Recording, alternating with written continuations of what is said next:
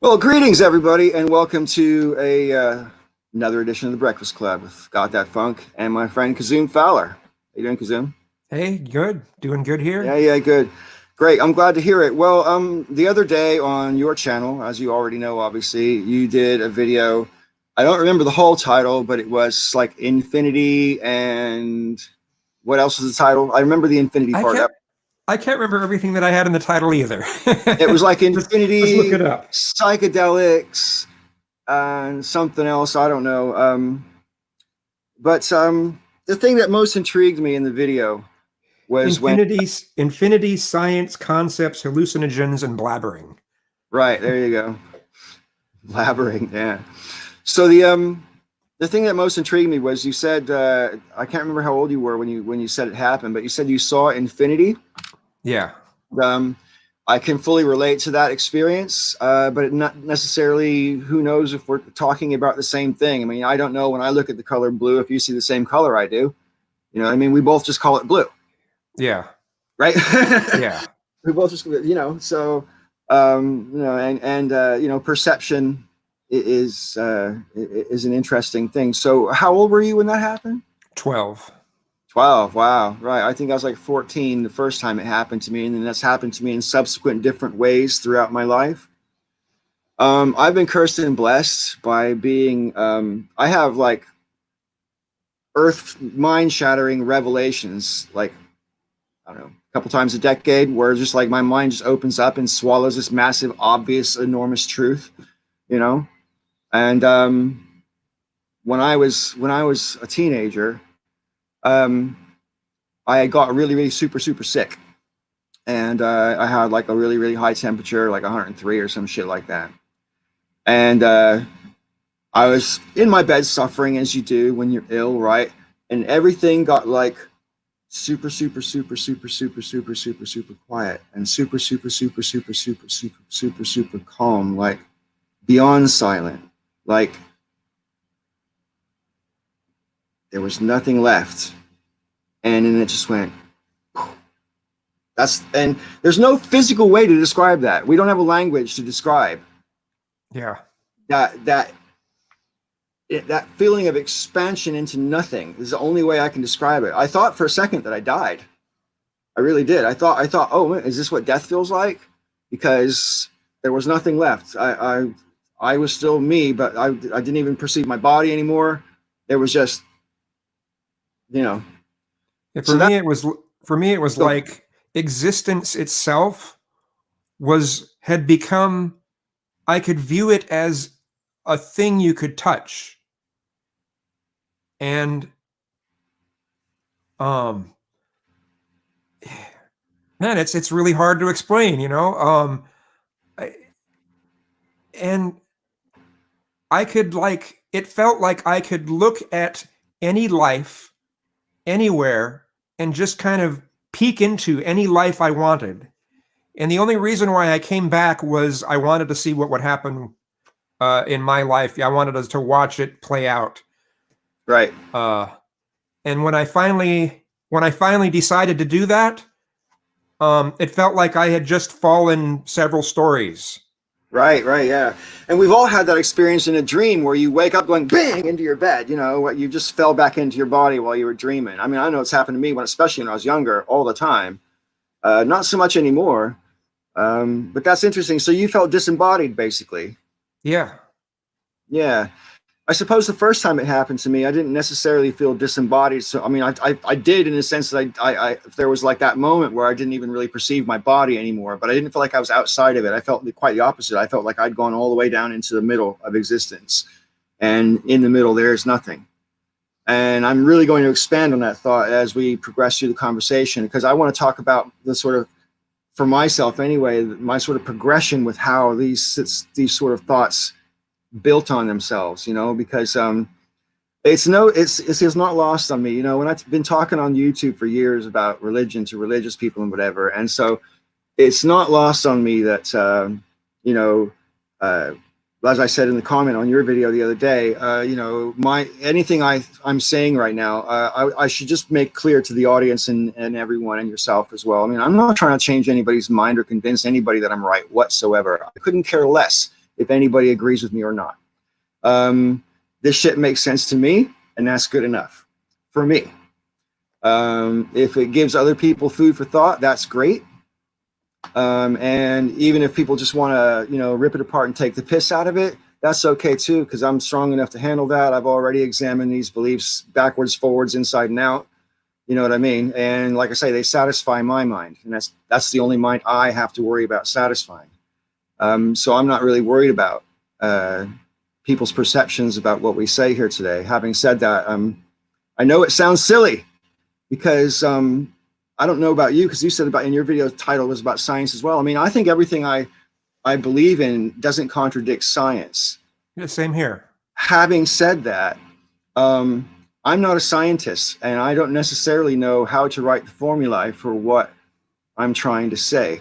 But again, I'm going to get to that a bit later on, because I think you'll find it pretty intriguing as well. I had an out-of-body experience when I lived in Alaska, which was, I think, at the time it happened, it was 1986. And what happened to me was I was listening to a song by Prince in my headphones. It was like a 12-inch version of a song. It's a song called America. And in that song, the beat is exactly the same, and it's like 22 minutes long. And it's just a boom, boom, boom. And I think basically without realizing it, I had my eyes closed and I was hypnotized. I think I hypnotized myself accidentally. I can't explain what happened. But the song went on boom, boom, boom for 22 minutes. And I let my mind wander, just as you do when you're listening to music, you know. And then when the song sort of faded away, I stood up out of my forehead and went out the window. And I lived on the second floor in an apartment building. And I went out the window for a little while, not very far, not even past the parking lot, really. And I thought, what if I can't get back? And it was like a Venetian blind when you pull it down and it rolls back up too fast. I went like I was on a reel or something. And I went back into, oh shit, back into my body. And that was an interesting thing to happen for me anyway, because like it really did seem like I could have kept going, but the moment I had an instant of fear or doubt, or I'm not sure what you want to call it, insecurity, I'm not sure what it was, but I was like, what if I can't find my way back? You know, because I didn't have a body. My point of reference, I could see all around me as well. Like, and that's hard to wrap your head around because normally we can only see in one direction. Yeah. So, but yeah. Yeah, better than a 360 camera. Yeah. That's the one and only time that I know for sure that I was out of my body. And I remember when I snapped myself back in, I remember, and for subsequent years afterwards, and this is true for several of the revelations I've had as well, you have to tell yourself, this really happened. Because in a couple of days, weeks, months, years, you're going to wonder if you just made it up, if it was imagination or you dreamt it. This fucking happened. I know this is real. I'm going to pinch myself to add some pain to it so I know it was real. You know what I mean? Because it definitely happened. And I've talked to so many people who've been out of their body, often when they're injured or ill, and they're up in the ceiling looking down on themselves or whatever. I also, when my son had, he nearly died twice. He had appendicitis when he was 10 years old. And so I was in the hospital with him every day for like 13 days in a row. And when I was there literally 24 hours a day for 13 days. And when he first came out of his, he came out of, after his operation, he was really, really weak. He was barely conscious. So he was awake for like a couple seconds, but he wasn't really back yet. You know what I mean? And then later that night, his lungs had filled up with fluid from, the operation basically. And so he had to go put on a ventilator, and he was in intensive care for 4 days. And so yeah, that was all pretty heavy. And then when he came out and of ICU, and they put him back in the regular ward again, he was unconscious for, I guess, about a day. And then I was asleep in the chair next to him, and apparently he woke up in the middle of the night. And he said to me that the Grim Reaper was standing at the end of his bed. And the Grim Reaper had said, "I have come for you." And my son said, "You can't get me. My dad's right there." And that's one of the most important things that's ever happened to me, because he was hallucinating, yeah, but he was projecting his feeling, and I worry about how it would have affected him psychologically if I wasn't there, you know. Yeah. So yeah, so I take things like visions and stuff seriously, because even though, like, I've tripped plenty of times in my life, and I'm lucky enough, having had enough experience with them, that they don't do my head in anymore, because I always know when I'm hallucinating. Never am I divorced from the knowledge that this is made up. It's not real, you know. Um, Having said that, I think you'd agree with me that you can learn an awful lot about life, the universe, and everything, other people, politics, whatever you set your mind on sometimes, when you're tripping. Yeah. Because it does, I hate to use this word, but it does add a different dimension to the way you think, you know? Yeah. Well, I mean, it's the reason why someone can see sounds and Mm-hmm. hear colors and Yep. kind of mixes up the wiring a bit and Yeah. forces you to look at things totally differently. Yeah, it mixes up the wiring is a good way to put it. I've always been lucky enough to be able to see sounds even when I'm not tripping. If I close my eyes anyway, I went the very first time that ever happened to me was the first time I ever listened to Dark Side of the Moon with headphones on. I think that album must have come out when I was about 11 or 12, and it was not long after that. And I had borrowed it from my art teacher at school. She had it, and we listened to it in class a couple times. And I'm like, "Oh, I want to listen to this with headphones on," you know. Nice. And it takes you to some place. I mean, it's one of the most classic albums of all time. You know what I mean? Yeah. Yeah. Um, and it is of a piece. And I'm always, I know I sound like an old fart as well when I say shit like this, Kizzume, but like, I'm always like, when I talk to some of I got a lot of friends who are millennials, right? My roommate's a millennial. And when someone tells me they've never listened to Dark Side of the Moon or the Beatles, I can't comprehend it. I mean, in my culture where I grew up, in my demographic, if you didn't like the Beatles, the Doors, Led Zeppelin, and Pink Floyd, they kicked you the fuck out. That's it. You had no credibility if you didn't like at least those four bands, you know. Um, and later on, Fleetwood Mac and Journey. Believe it or not, I'm a Bay Area boy. You know what I mean? And those are the bands back in the day, for the Bay Area. Anyway, I'm getting back to our conversation about infinity here for a second. So, that was when I was in my mid-20s when I had that experience. Now, I was going through an awful lot of awakening around about the age of, I suppose, 27, 28. And I think I was 26 when my mom bought me Stephen Hawking's book, A Brief History of Time, which I attempted to read, didn't finish. I can't even remember how far I got into it, but I'm just like, it's just not accessible enough. I mean, I mostly understood what I was reading, but his writing style for me personally was just not gelling, right? So I gave up on it. But concurrent to attempting to read the book, I read an article in Time magazine, which I used to read every week back then. And it was about Stephen Hawking, because it was about the fact that he had just released the book and stuff.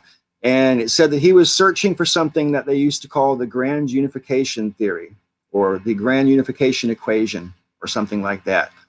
And the way it was described in Time magazine isn't actually correct, I think, as to what people mean by that phrase. But the way I understood it at 26 was they were trying to find a formula which unified cosmology and quantum physics, because there's a disconnect in terms of the way things work very small versus the way things work very big.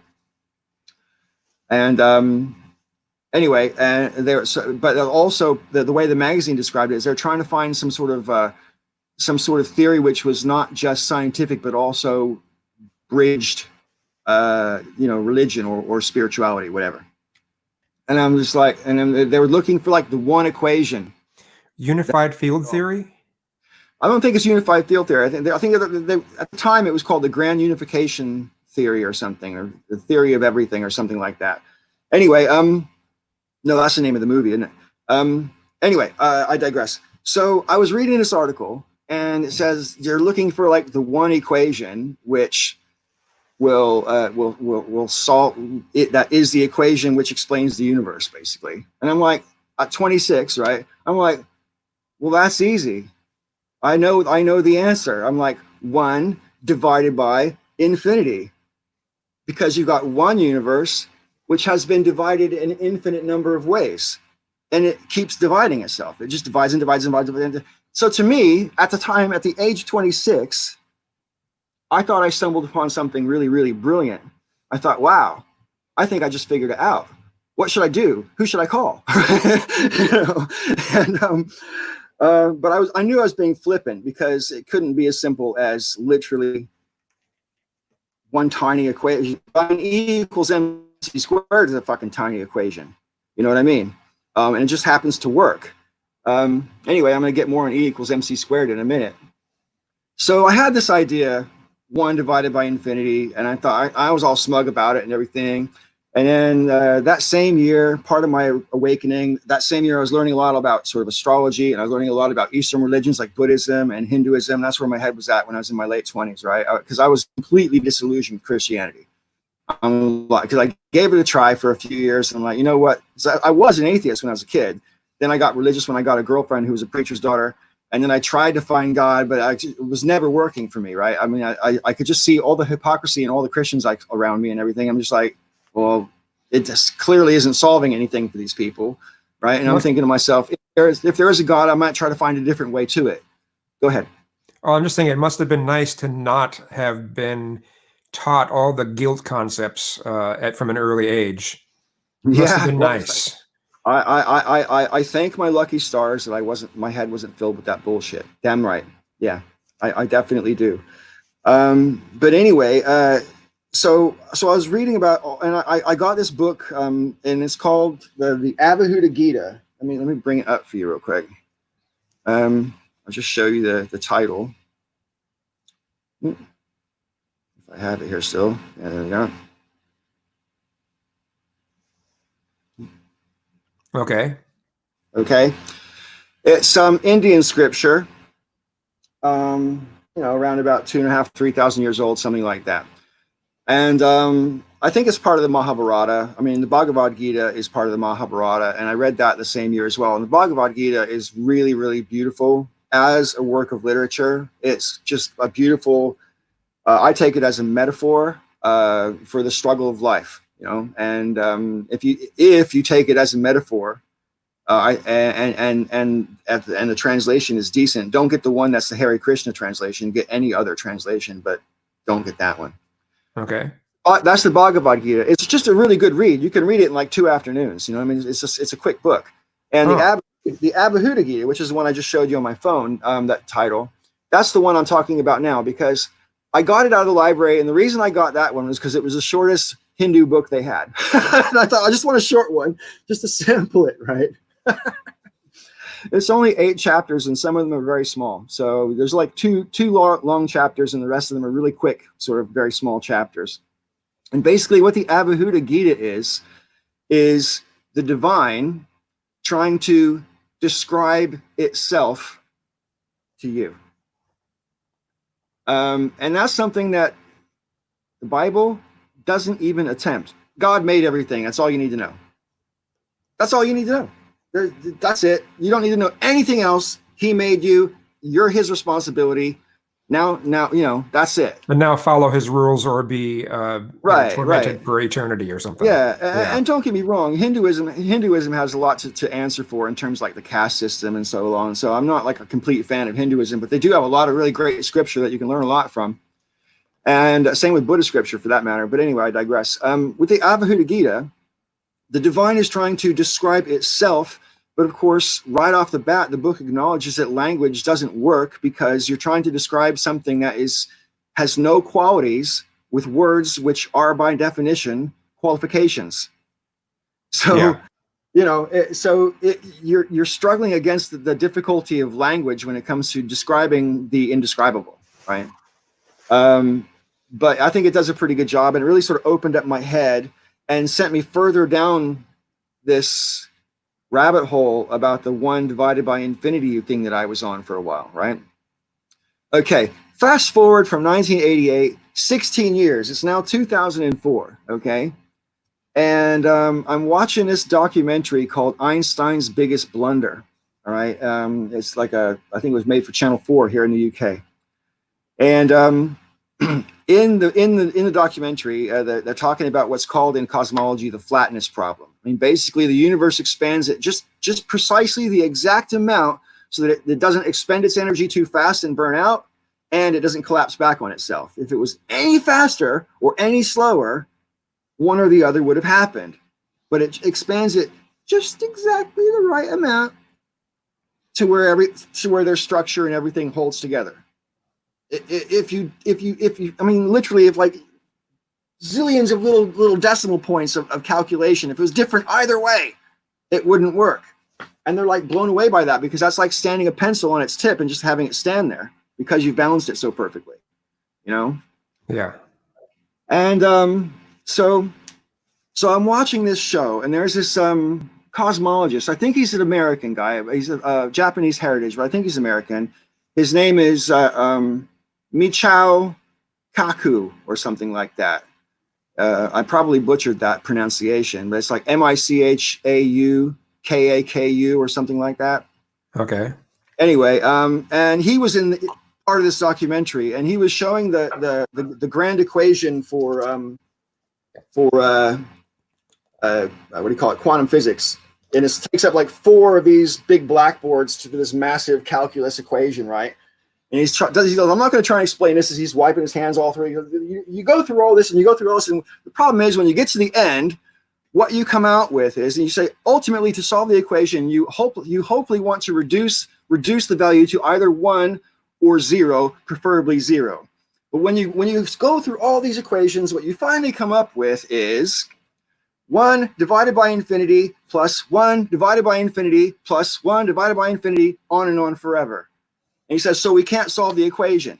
And I'm screaming at my TV going, no, you fucking idiot. You've solved the fucking equation. You've gotten to the bottom. The bottom isn't a number. The bottom is an event. Follow me here. The event is the beginning of everything, right? The event is the beginning of everything. Now, 1 divided by infinity. Think about it for a second. It wouldn't matter how big the one thing is. It could be a grain of sand. It could be as big as a star. It wouldn't matter how big it is. If you have one chunk of something, just say stuff, a block of stuff, and you divided it an infinite number of times, first you go half, then another half, then another half. Sooner or later, you're going to run out of actual material to divide, because you've divided things up to the point where there's no actual material. But infinity keeps dividing, right? So basically, you've got an outward force of division. It goes like that.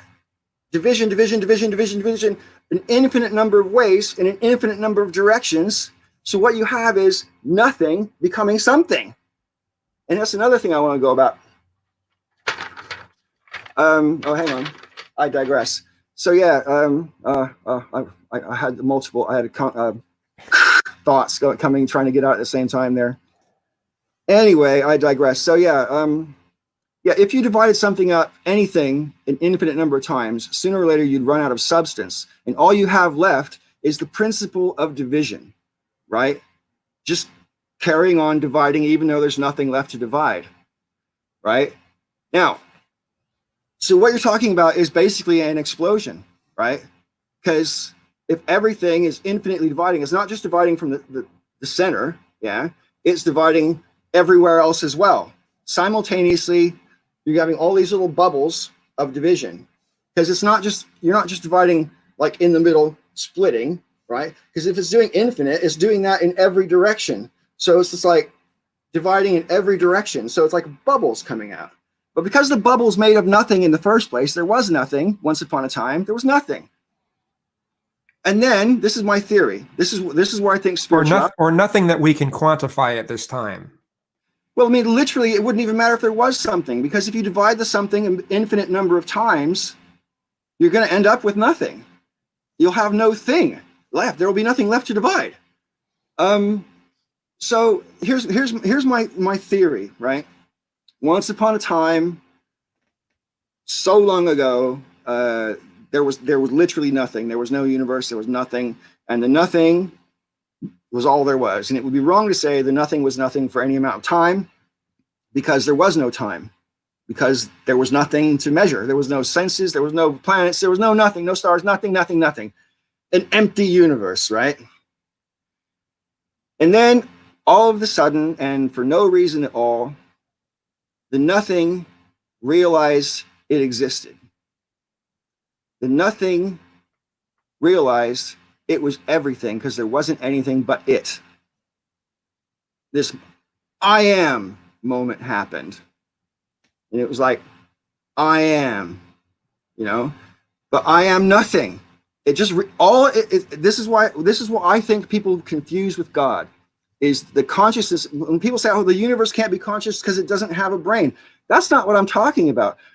Consciousness at its very, very, very base, and I know this is true for meditation as well, when you get right down to the base of consciousness, all that's left is I am, just an awareness of awareness. It's not thought. It's just awareness of awareness.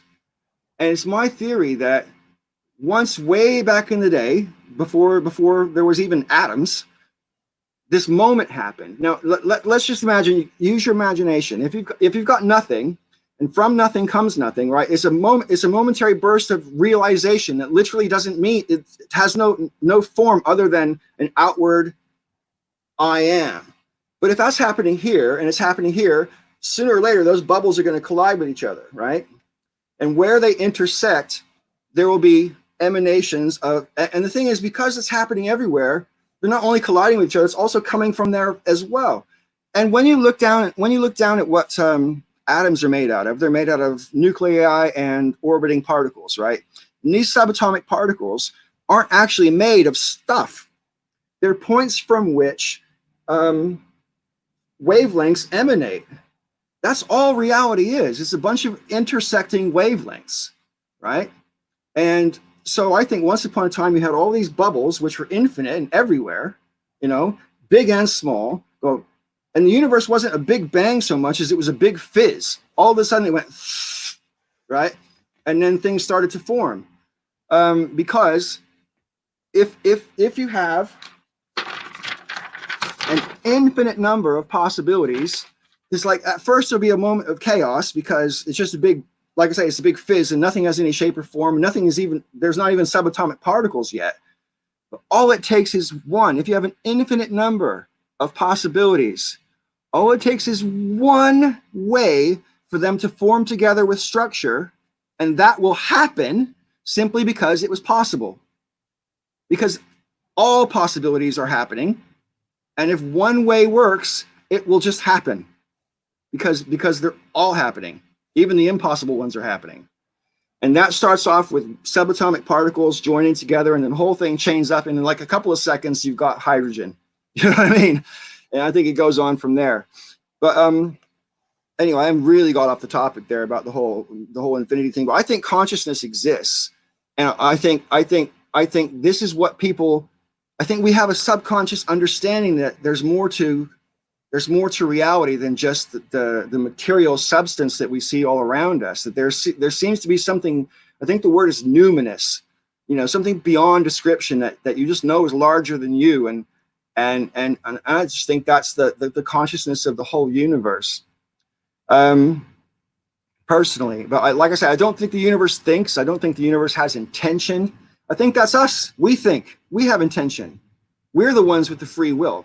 If you want to call that the divine, the consciousness, I don't call it the divine, because I think that overstates it. I think it just is. I think it just, I think that's where everything came from. I think it's interesting in English that we use the word realized, because like I say, I think the nothing realized it existed. And that just started this massive chain reaction, and we are just riding the tip of this impossibly complicated spiral that's been burning for 14 billion years. You know? That's a neat hypothesis. It's pretty neat. Oh, thanks. Yeah. Now There's I more kind to it of than that, but yeah, go ahead. What are you saying? I kind of think I question whether or not we actually have free will. I'm one of those people who kind of wonder whether or not we're sort of like machines in some ways, and I um, but absolutely hear you, bro. but I also I think I think that existence, everything that's in existence, we're like part of a fractal, Yeah. and time is like color cycling on a fractal. You know what I mean by color cycling? Yes. Yeah. Cool. The movement of time is like color cycling on a fractal, and it's infinite. And when I saw infinity, time is one of those things that I was able to see as a singular thing. Right. And like I said, it was infinite. God, I wish I could explain it better, but Well, this is the thing. We're trapped with words. You know, we're trapped with a vocabulary that doesn't encompass the. You know, we haven't developed words in English anyway for the kind of things we're talking about. We just haven't developed those words. yeah. You know? Again, that's something that the Hindus have on us. You know, in Hindu language, they do have words for these things, and but they translate into concepts which we don't even really teach our children our concepts in this country. Do you know what I mean? Yeah. I can't remember if it's Purusa and Purana, and one of them is like the illusory world, and I can't even remember now. It's been so long since I studied it, but they have this idea that that reality is it's as real as pain, yeah, but reality is what you're looking at isn't necessarily all of reality. That this reality is illusory. It's a product of your consciousness. It's not actually there. It's a product of your consciousness, and there's an awful lot to be said by that, you know, because as we already know, matter is essentially empty. You know, most of an atom is the distance between the nucleus and its orbiting particles. There's more empty space there than there is actual substance.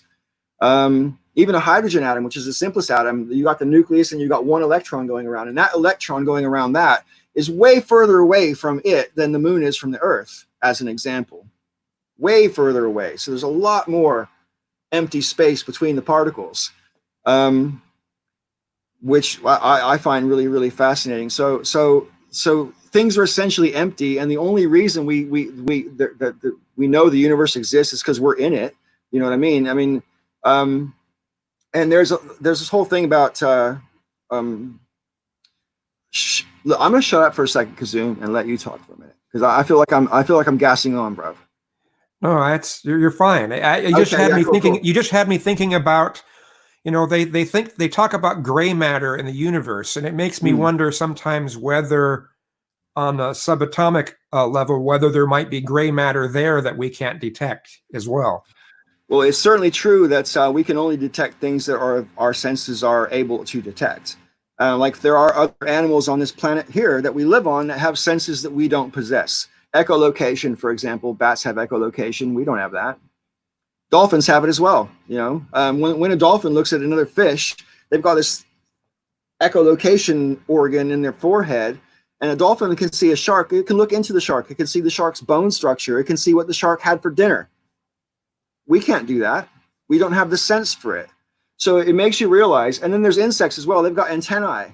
Now, probably they do something similar to what our olfactory organs do, but we don't actually know what information a bug gets from its antenna because we don't have them. So we don't actually know. We can guess.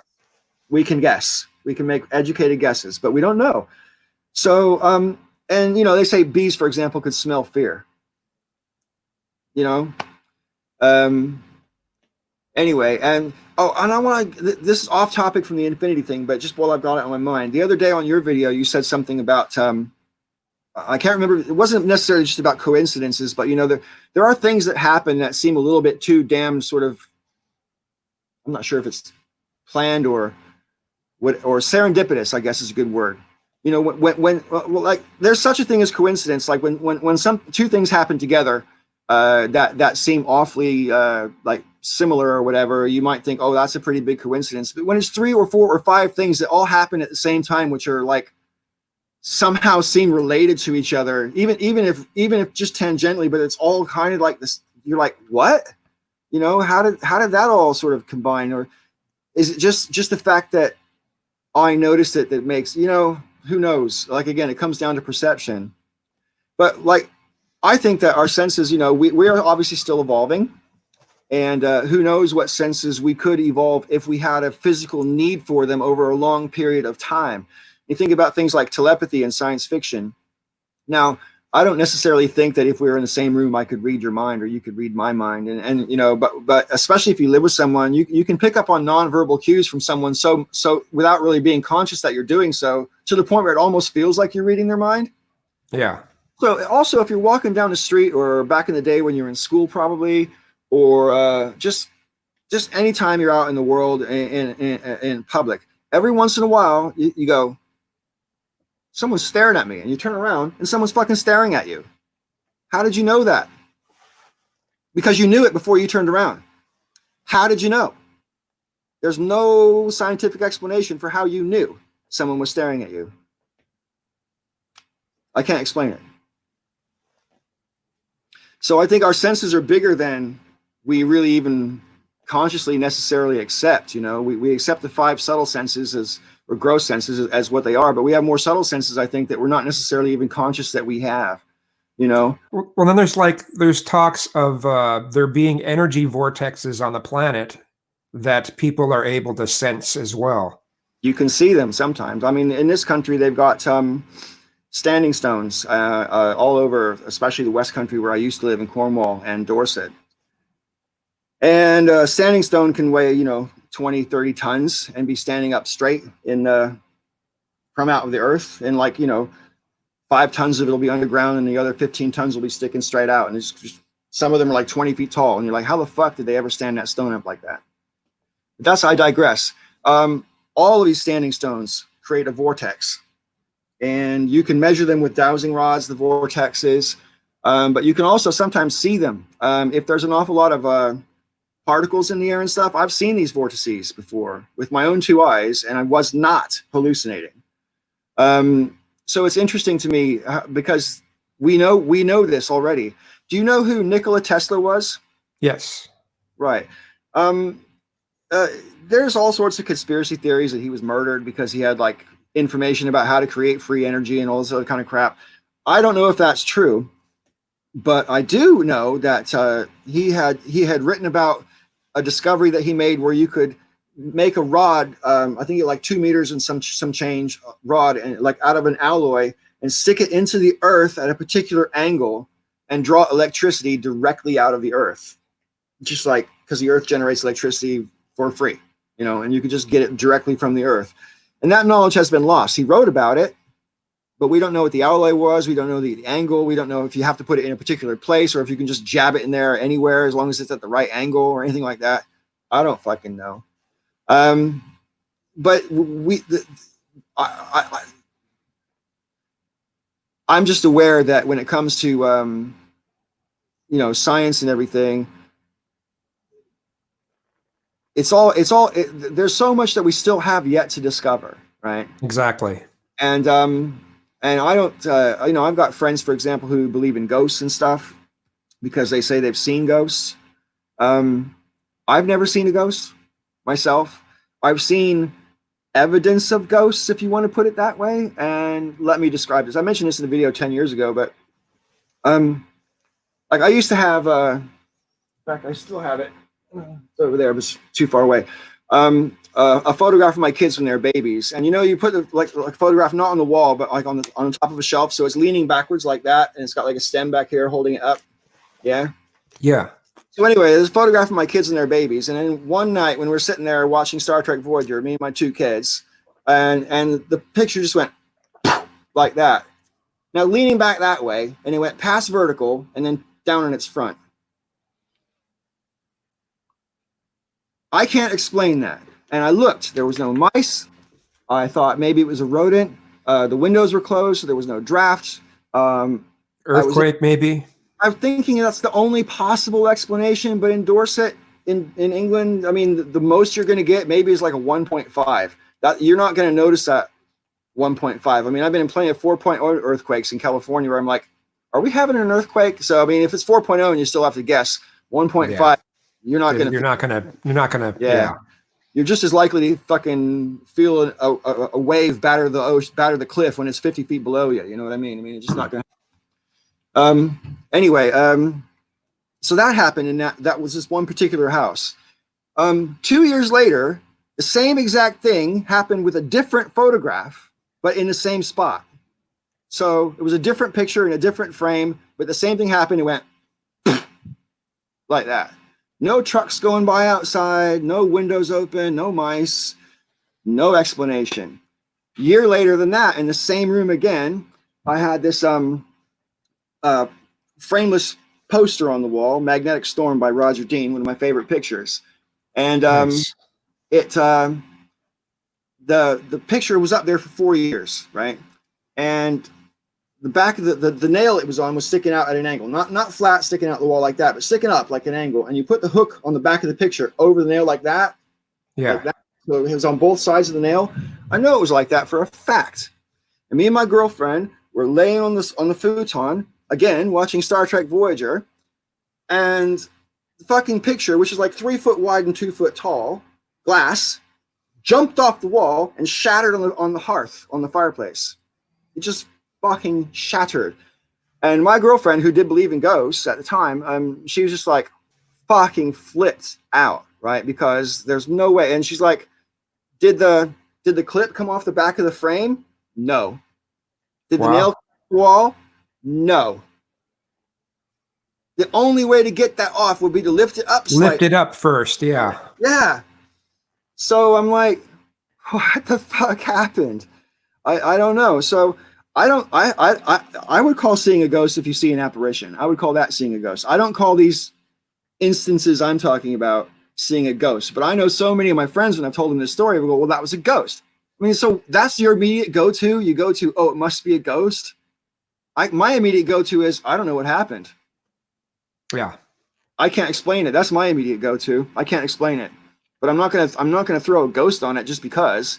You know what I mean? Because that opens up more questions than it answers. You know, if a ghost is non-substantial, how can it move matter? But the answer you do not go to is, oh, that meant absolutely nothing. Oh, that was just a coincidence. You don't immediately go to that. You say, I don't know. I don't know. Yeah. Yeah. Yeah. I say I can't explain it. You know, and I'm satisfied with my inability to explain it because no one got hurt, nothing was wrong. You know, there was no boogeyman to get us or anything like that. So even if there was some spirit in my room, which is the same thing, those three instances happened in the same room. And that's the oldest house, by the way, that I ever lived in. That house was built in 1749. Wow. Yeah. So anyway, so I find it interesting anyway, because like I say, I just can't explain it at all. And but I'm open-minded. I think you seem to be as well, about not necessarily believing paranormal stuff because you believe paranormal stuff, but you're open to the possibility that because we don't understand everything, you're not just going to dismiss it out of hand, are you? Exactly. That's how I feel. I feel like, okay, I've never seen a ghost, and even if I did, I would question my senses massively before I went to, oh, I just saw a dead person. You know what I mean? Because like I say, I know what hallucinations look like. I'm quite experienced with hallucinating. I've hallucinated more in the past 5 years than probably the previous 20, you know? And like I say, I know what a hallucination looks like. And there's different kinds of hallucinations as well.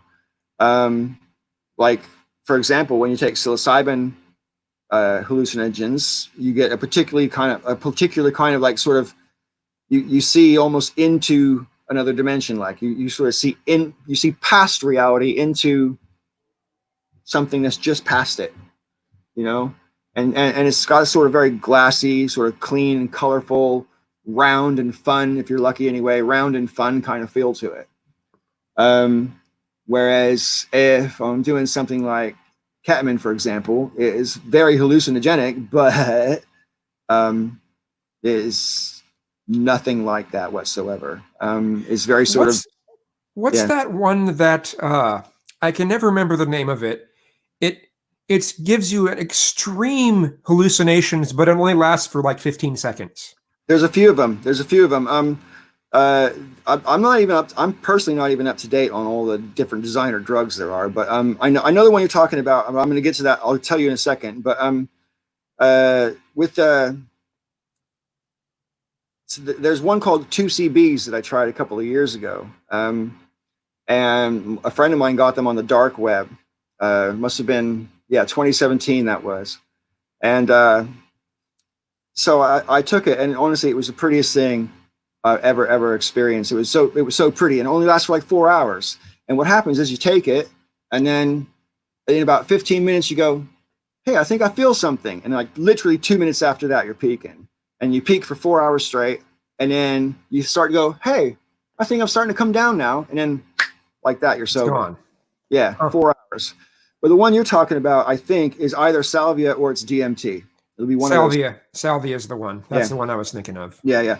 Salvia is exceptionally hallucinogenic for sure. And when you you probably trip hard for like 3 to 5 minutes, and then lightly for another 3 to 5 minutes after that. If you take a really big bang, you can shatter the universe right before your eyes.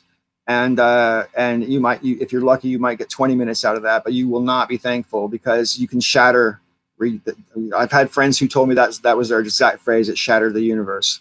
Now, when I've done it, I used to sell salvia in my shop when I had my body piercing studio. That was before you and I were acquainted. So yeah, I sold herbal highs back then in my studio as part of what I sold. And salvia, I had plenty of experience with back in those days because I could get it for wholesale price, right? And it comes in different strengths. And my favorite strength is what they call 40X, which has been strained or refined 40 times to make it stronger.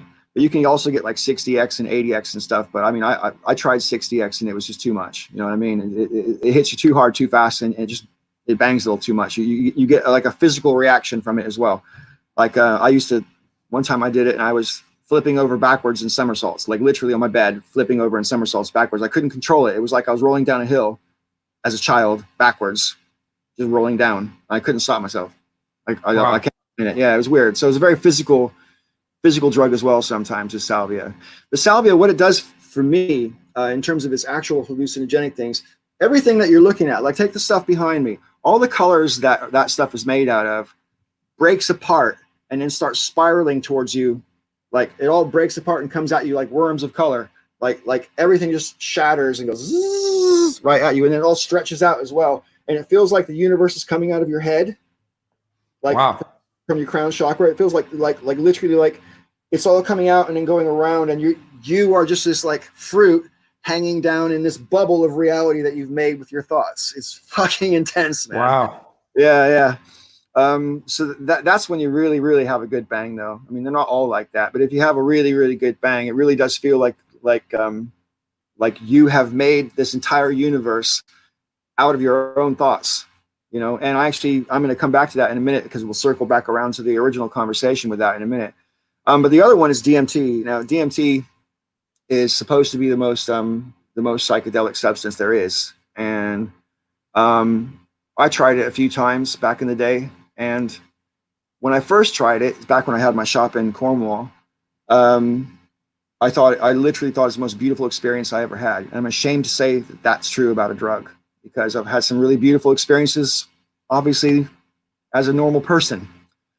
But I think what DMT does is it goes straight to the part of your brain that perceives beauty in the first place and just amplifies it by like 1,000 times. So what DMT does to your thought processes, I mean, it's literally unbelievable how fast your mind is working. And the number of hallucinations that are all happening simultaneously that your mind is obviously creating because that's what a hallucination is. It's not something that you're looking at that's already there. Your mind is projecting that shit out. That's what a hallucination is. It doesn't matter what you take in. If you're hallucinating, your mind, you're watching your imagination. That's what you're doing. That's what a hallucination is. But when it comes to DMT, I tried it a few times. I think I tried like 6 or 7 times, and I had these really beautiful, like, geometric hallucinations, which are like every color that you can think of turned up to like a volume of 1,000, like bright colors, and all the geometry that you're seeing is so like beyond perfect, like more perfect than the fucking pyramids perfect. I mean, it's perfect. All this like sacred geometry stuff going along, it's all perfect. And like I had that happen for like the first 6 or 7 times, and I had friends talking to me about, oh, you can break through. Have you ever broken through? And I'm like, what does that mean? What does that mean? Oh, if you have to ask what it means, you've never broken through. Fine. And then I've got the video of this on my channel as well. There's 3 videos called "Doing My Thing," DMT, and that was the first time I ever broke through. And I'm totally in those videos. I'm in a total trance. So I obviously you're watching me do a sit down dance to some music in the videos, because that's one of the things I like to do. And anyway, but yeah, when you break through, it's the only way I can describe it, Kizzume, is like you're in 2 places at exactly the same time. And the other place is full of beings, and they're not all people. They're not all people. Most of them are people, but they're not all people. Some of them are not people. And I mean, they're bipeds, and they're wearing clothes. Some of them are not wearing clothes, and some of them are wearing clothes, and some of them are wearing lots and lots of like really ornate jewelry and shit. And like, I mean, I think I saw Shiva or Vishnu, whichever one it was of the Hindu gods that has 4 arms. I seen him dancing along over there. So, I mean, like, as real as any person I've ever been in a room with, just right over there. And like, and I mean, I could go on and on. About that first time I broke through is one of the most significant experiences of my whole life. I watched myself dematerialize and rematerialize. And the funny thing is, when I watch that back on the video, I can see what happened, because in the video, what happened was I had the music playing, right, that I was dancing to. And on my computer, I had this like music visualizer. And so that was casting the light. So when you're seeing the light change on me whilst I'm doing my dancing in the video, that's what's projecting the light. It's coming off my computer's music visualizer, right? And at the moment I saw myself dematerialize, when I watched the video back, everything in the room turned bright orange.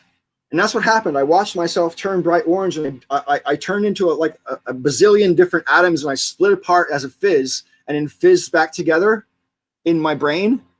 But in the video, everything just turned orange for a second. So my brain was sort of obviously reimagining the color scheme from the lights coming off my computer.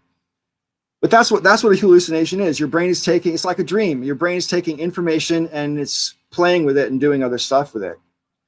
But when you processing it totally differently, yeah, and when you break through on DMT, you see these other beings, and I'm gonna tell you one just because this is like really changed my shit up, man.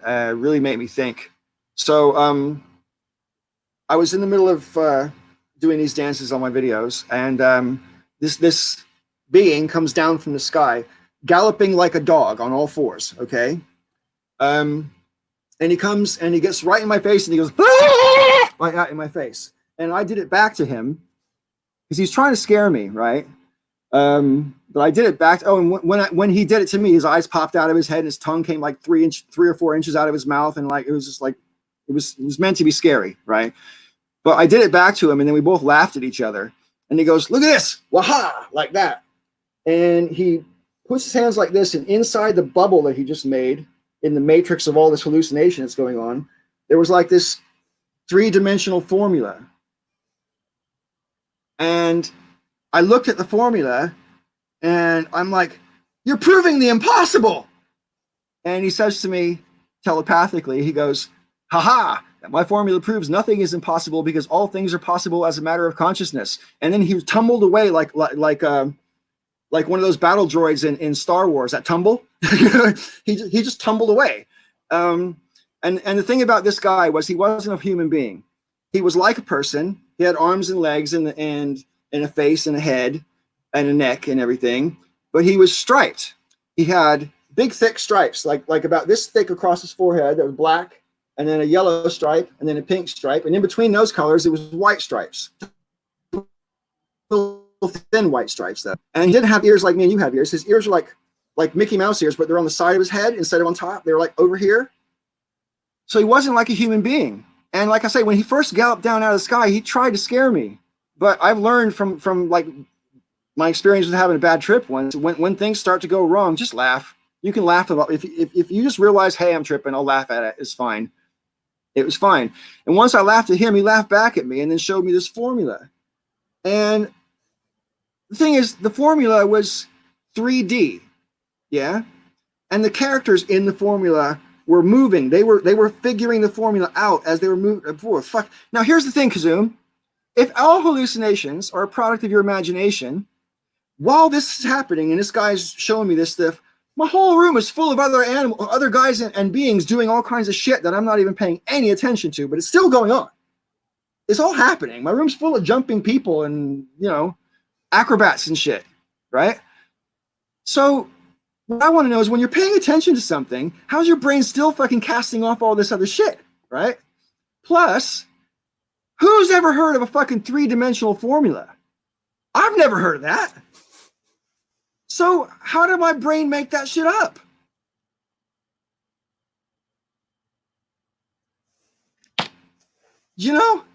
And the thing about breaking through as well, I mean, when you speak to people who've done DMT and they talk about breaking through, it's very, very, very, very difficult not to come to the conclusion that you have gone somewhere else, that you basically opened up a window into consciousness and you're seeing. I mean, in primitive cultures, they call it the spirit world. And I don't know who those people are when you go to these places, because there's two kinds of breaking through. There's the first breakthrough, and then there's another one. If you really, and I'm actually not afraid as such, but to get to the next one, it's so overpoweringly overpowering that if you go that far, you're going to take another maybe a year, 2 years, 3 years before you ever do it again, because you're like, fuck me, man. That happened to me back in 2013. A friend of mine stitched me up and he gave me a bit too much on purpose because he thought it would be great for me, and it was, but I didn't touch it again for 3 years after that because I was like, you know what? Wow. It really does blow your brain, and it really sort of changes my shit up, because when you see these other beings, like I said, some of them aren't even human. Some of them are like octopus, if that makes any sense. They're like they seem to float or fly, and they've got tentacles, and they stare right at you. They come right up to you and look at you, and you're looking at it, and it's just like a fucking octopus made out of lights. That's the only way I can describe it. Huh. And yeah, they look at you. And I've had the first night I broke through. That night there was beings, mostly male, but not all male, beings coming out of me, like mostly male. And when I say mostly male, that's also slightly disingenuous, because lots of them didn't have genitals, but they were masculine in the rest of their form. So okay. Is it male if it doesn't have a dick? It's a hallucination, so it's sexless anyway, right? But yeah. I find it interesting that some of these beings coming out of me did have genitals and some of them didn't. What's that all about? And then I had one guy who came out of me, looked down at me, and he looked really scared and scrambled to get back into me. And then another guy comes down from the sky, again crawling like a dog, but he's just like human, not like a stripy guy. He comes crawling down from the sky like a dog, reached inside my chest and pulled a guy out of me, and then they both looked back at me and scampered off up into the sky. And I remember thinking to myself, did I just lose something, or has something just been set free? Oh, what just happened? And then in the same, this is all the same night I first broke through, This guy tumbled out of me. He's about 14 feet long. He tumbled out of me, all made out of light. And then another man came out of his chest who didn't have any skin on, but had like this perfectly beautiful muscular body. He came out and went like that. And then a light shone out of his heart and filled the whole room up with light. And then it was all cycled back around again. Man, I'm telling you, that shit is all the way live. But to break through on DMT, I think it's very, very rare for someone to break through on their first time or even their second time. And I almost wouldn't want someone to break through on their first time because it's so intense. Yeah. I mean, it's not hard to deal with. It's actually the most beautiful thing that's ever happened to you. And that's the problem. That's the problem. Because it's like I say, you don't even really realize, you don't know. I feel ashamed to say this, but I never knew what beauty was until I did DMT. I thought I did, but I didn't. I mean, there's natural beauty, and you can appreciate that to the max, which I make a point of doing with my life. My whole life is to appreciate the natural beauty and music and people, and I'm here to appreciate. That's part of my reason for being, as far as I'm concerned. But no, I just worry that that I might have broken my brain a little bit, because I know how much more there is to how much more beautiful beauty can get. Do you know what I mean? Yeah. So yeah, there's that. I feel like I've been talking too much, Kizzume. Tell me about some of your experiences. Obviously, it's been a long time since you've tripped, isn't it? It's been about probably close to 20 years since I have. So. Oh wow. Yeah. So yeah, it's been a while. And the only thing that I've done psilocybin cyanosins. I've done those 3 times. I've done the Liberty Caps once, and I've done acid. Is it 3 or 4 times? What I don't like about acid is it kind of has a maybe the stuff I had was cut with speed. I don't know, but it kind of had a speed element to it, and has the clenching teeth sort of thing. Makes me feel like I need to clench my teeth. I hate that. And then there's the metallic taste that lasts for many hours too. Right. But yeah, most of the time it's been a spiritual experience. It's been, I mean, the first times I did it, I like I said, I learned about how harmonics work with music. I mean, just deeply learned about it, and from that point on, my music was changed, because I had so many more dimensions to look at music in. Right. How many really hard? Kizzume, just out of curiosity. What instruments do you play, just out of curiosity? Keyboards, guitar, a little bit of bass, and then I do vocals. Do you do any percussion? I've done percussion. Yeah, I have I forget what kind of drum it's called. A friend of mine had given it to me. It's the kind where if you hit it in the center, you hit it in the center with your palm and it goes boom. And when you hit the edges of it, it's a bing. Yeah. So you can. Yeah. I forget. Is it djembe? Right. Yeah. Anyway. Yeah, I've got one of those. I've played regular drum sets before, but I have a hard time keeping a perfect tempo on them. But if I played them a lot, if I had a lot of practice, if I actually had my own set, I could probably, get good at it. But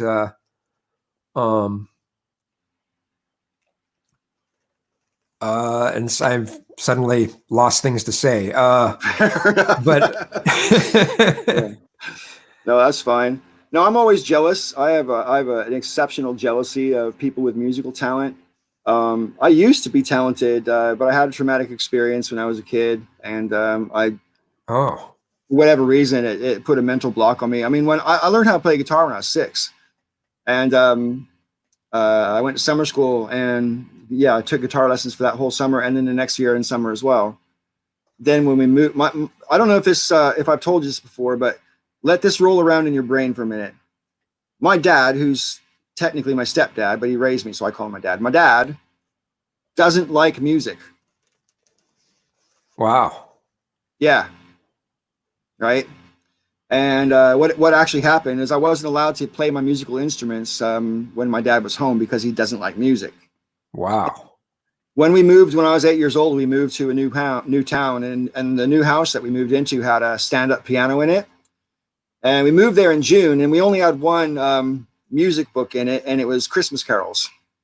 And my mom taught me how to play all the Christmas carols between June and Christmas time, so that when the family came around on Christmas, I could play Christmas carols for everybody. And I was only 8, and I couldn't quite play the whole book, but I learned, the easy ones like Silent Night and Deck the Halls and Jingle Bells and all that kind of shit, But some of the more complicated ones I didn't get my head around when I was 8.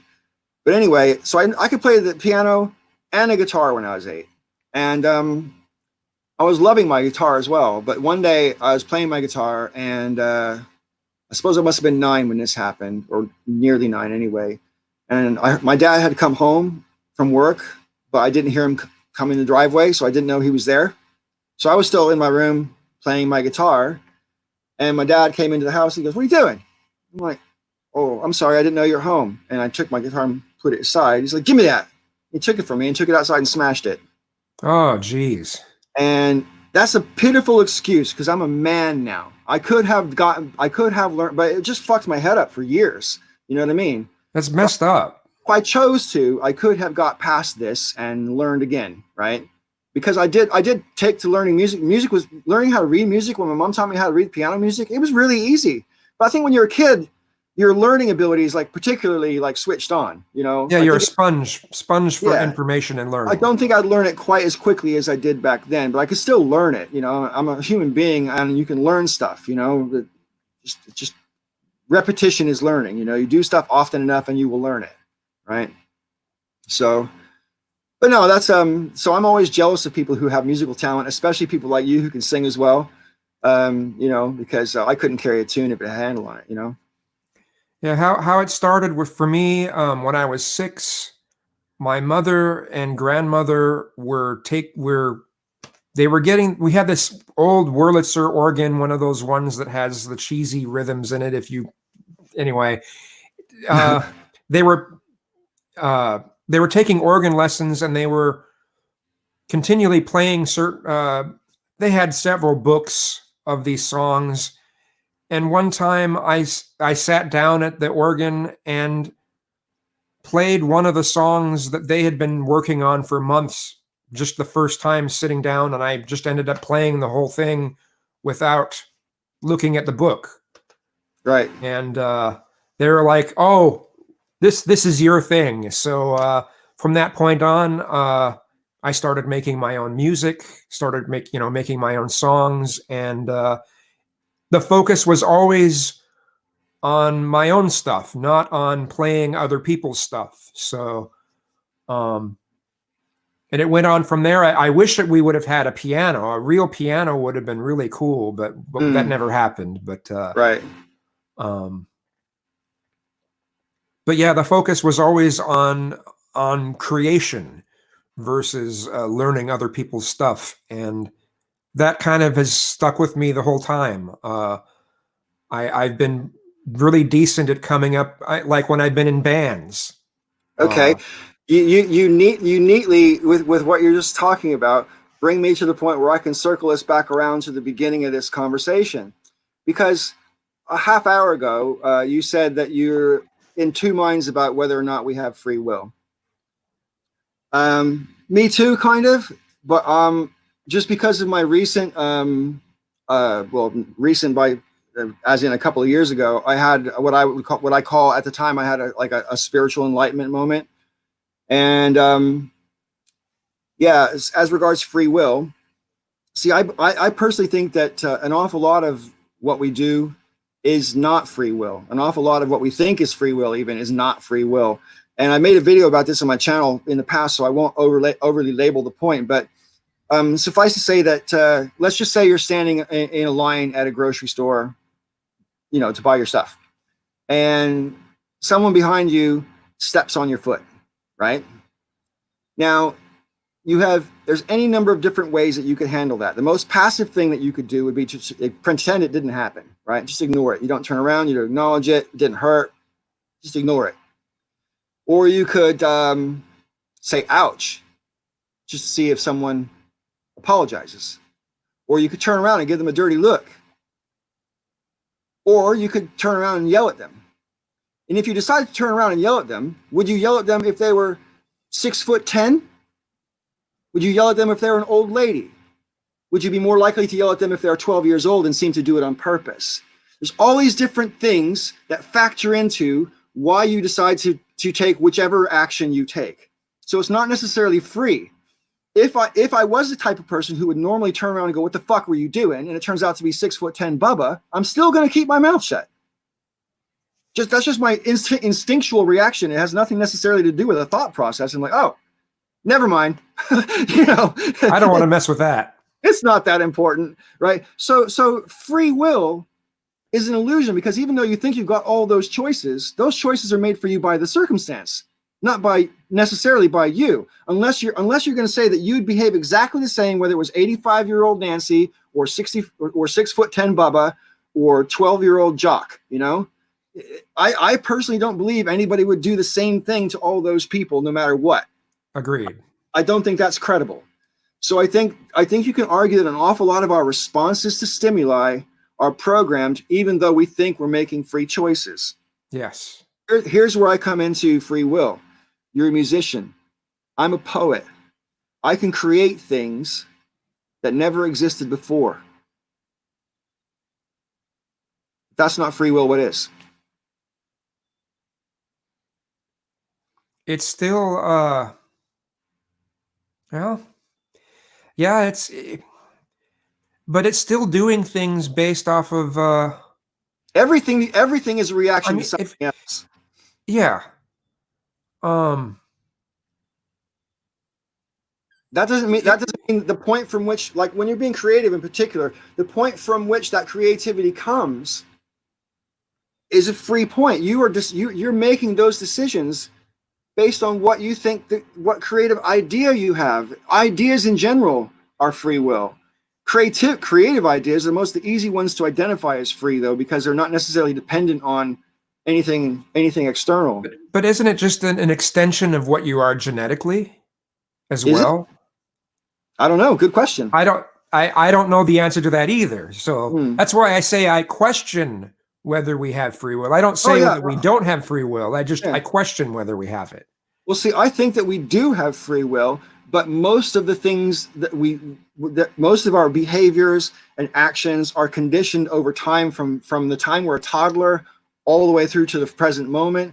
And an awful lot of our conditions are, as I say, they're based on circumstances more than necessarily how we might feel or choose to react. Our reactions are so often a choice of what the circumstances are, that I can see that you could argue that you're not making free choices. Your choices are constrained based on your circumstances. But I think there are things like, for example, and obviously anyone's free to disagree with me, but I'll take, for example, when you're making love, right? If you're just free flowing, fully making love, you're not necessarily thinking about what you're doing at all. You're in a moment of pure flow of consciousness. And yes, sure, you're reacting to what's happening and so on, but I feel the same way about dancing as well, for that matter. I mean, yes, I can dance in terms of how I'm making my body move, and I can be trying to dance to the music, but I'm also a very free-form dance guy. And if I choose to, and if the music is right and I'm in the right headspace especially, there's nobody in control. It's just happening. And it's the most freeing, beautiful experience I personally ever have. I love dancing, man. And, because I don't need a partner for that. I can just do that. Yeah. But that's another example to me where you're obviously using your brain, but it's not, and you're responding to music, sure, but you're choosing those responses. It's not choosing them for you. You're choosing them, And so I think that there's a certain amount of instinct. There's a certain amount of instinct in that, though, too. Sure.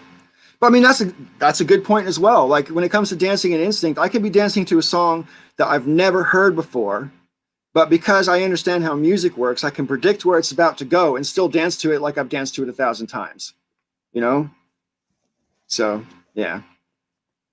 Um, so yeah, I do think I do think free will exists, but I think that we give it more credit than it's worth, because although I think free will is possible, I think most of the things that we perceive as free choices are really conditioned responses that we choose to see as free because we want to see ourselves as an independent being, not a slave to deterministic physics, you know? Yeah. Anyway, so, and as regards my theory earlier about consciousness and whatever, in my personal spiritual belief, which is based on nothing other than I think I'm right. Um, but when I mentioned before about how, here's the thing. Oh, maybe I should. Get out that one with the infinity below it. Yeah, but that's not. It's not just that. But this might be better for. Um, oh, okay. All right. Well, put it this way. Um, I think that initial realization at the beginning of the universe, I am, I am. Now, how big is the universe, Kizzume? Infinite. Right. There's no size, is there? Not the way that we quantify size normally. I mean, size. It has no borders, right? Correct. Right. There's Or no. to me anyway. Well, it can't be infinite if there's borders, because if there's borders, then there's got to be something on the other side of it, right? Well, I'm They just saying that to me it's infinite. Now maybe there is a finite. Maybe they'll find that there's a finite size to it. But as far as I'm concerned, and everything that I've learned, it seems like it's infinite. And when I take into consideration my hallucinations that I've had, I'd say that it's infinite. Yeah, well, I mean, but the thing is, like I say, it has to be, because all you have to do is think about it, and if there's an edge to it, there would have to be something on the other side of that edge. There would have to be, right? Because the universe is already full of absent space. It's already full of nothing. So you can't say there's nothing on the other side of it, because it's already nothing on the inside of it, right? Well, then you can go also into Stephen Hawking's concepts of black holes and baby universes, where there's a concept that outside of the universe that we think of could be other universes. Absolutely, yeah. Well, that again comes down to my one divided by infinity thing, because like um, this universe. Okay, hang on a second. I need a pair of scissors. I'll be right back. All right. I just need some scissors. I gotta show you something. All right. I always have scissors. Where are my scissors?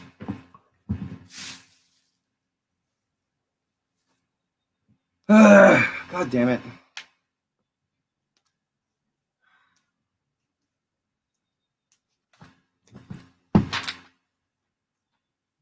Nope.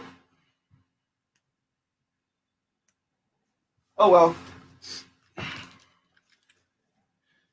Cancel that. I'm not going to be able to do it. Can you hear me still? Yes. Okay, cool. Hang on. I'm still. They've got to be. I know I'm a mess, man, but seriously, this is bogus. I'll try in my art drawer. I might have some in my art drawer.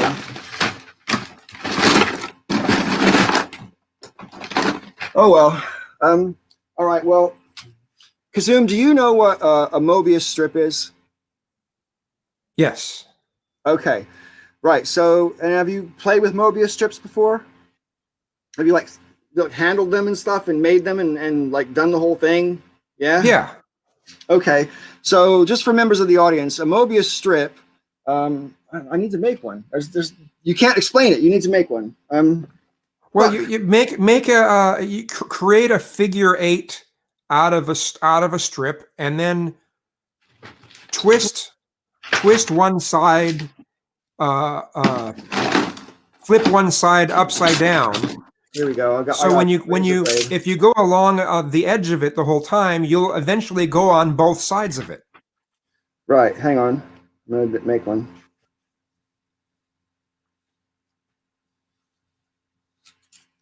razor blade. Ah, Zacto knife. That'll do, yeah. And let's get a piece of tape. I got tape around here. Better have tape. I thought I arranged this already earlier as well. There's the tape. Yeah.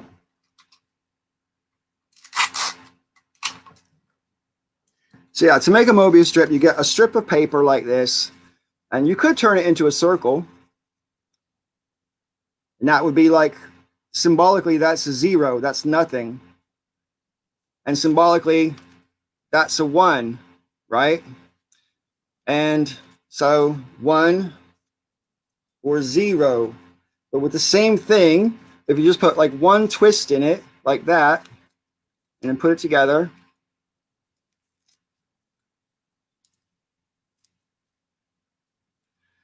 now if you go along go along one edge of it, and eventually you'll go around the other edge of it. That's exactly right. So if you start up here, you go around, comes around. Now you're on the bottom over here, comes around. Now you're back up to the top, and you're there again. So not only does it have one side in terms of one edge, but it has one side in terms of one flat side, because the same thing is true with the flat side. If you go on the flat side, you're going around that way, then it comes over here, then you're over the top of it, you go around, it comes around here, and you're back on the inside again. Okay, so you could say that from a point of view of symbolism, this only has one side, even though from a point of actual truth, it has two sides. It has an edge and a flat side. All right. Well, let's just say that because we can't make it with a piece of paper, but let's just say that the angle of the twist is equal all the way along. So it's like twisting half a degree, as it goes around. Anyway, I digress. So this is also the symbol for infinity. If you do it like that, you see? Yeah. Right? Now, so this has got one side, right? This is obviously just for the sake of a mind experiment. This has got one side. So if I put my finger here, which side of the paper is my finger on? It's got one side.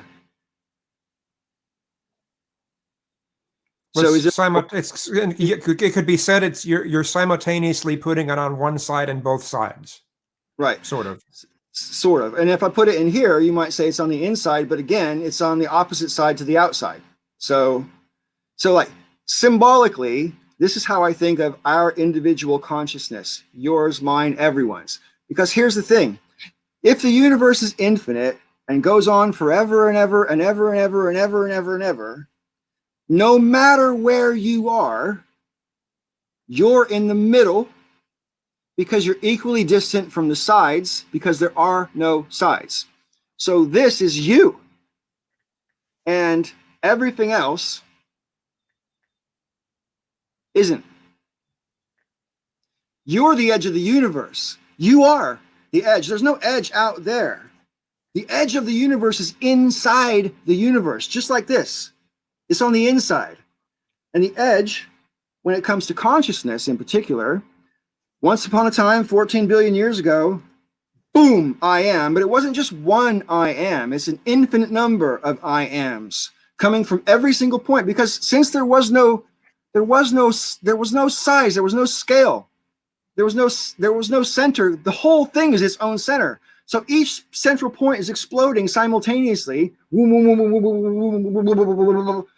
like so big beyond anybody's possible imagination capability of actually like fitting that all into your brain. But all these things happening, and excuse me. So 14 billion years ago, you were born. 14 billion years ago, I was born. The little part of me, which I think of as, I think of Paul as largely constructed by my brain. My brain is the house for my memories. It creates and projects my personality, but it's also the seat of my consciousness. And at the very base of that consciousness is I am. I exist. Yeah. So it's my theory of both scientific and spiritual that once somewhere in the universe, the I am that is specifically me, if you want to call it a soul, go ahead and call it a soul. I don't use that word, but or you could call it consciousness. Again, the consciousness that began in one specific tiny, tiny spot ends with me becoming a fully realized physical manifestation, which with I can look back on the universe all the way back to the beginning of time and see the journey that took me to get to this physical form where I now have, I am God. I have the ability, and I don't mean God as in I created everything. I mean, I have free will. I have the power of creation. I can even create life. Well, not anymore. I've been fixed. But I mean, once upon a time, I could even create life.